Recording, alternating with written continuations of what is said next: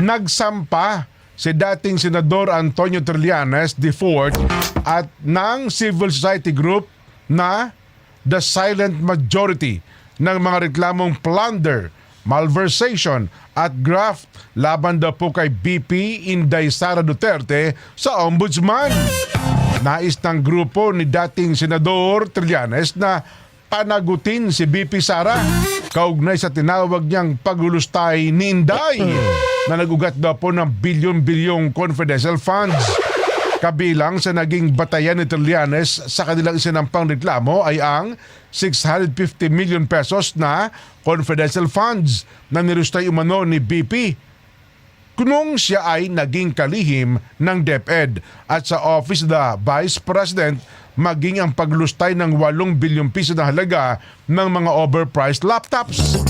Ang gross incompetence umano ng pangalawang Pangulo ay dahil sa 12 billion na naging COA disallowances sa DepEd, maging ang 7 billion na unliquidated cash advances noong siya ay DepEd Secretary. Pinagbatayan din ang 2.7 billion na confidential funds mula sa ghost employees ng Davao City noong siya ay alkalde pa ng Davao.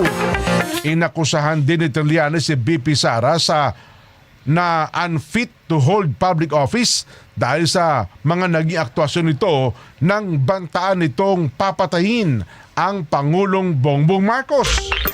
Pakinggan natin, Sunny Trillanes. Nung lumabas noong Quadcom hearings, hindi nabigyan ng emphasis sa sobrang dami ng mga anomalya.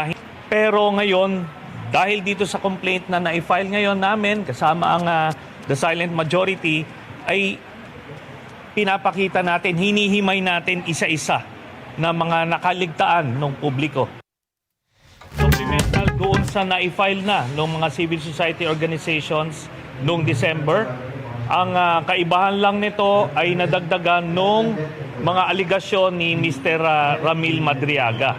Ito ay magbibigay ng very solid case against Sara Duterte at lahat ito ay mga certified true copies ng mga official document. At bukod pa riyan, marami pang iba pang mga charges ng graft na napakaliwanag na violation.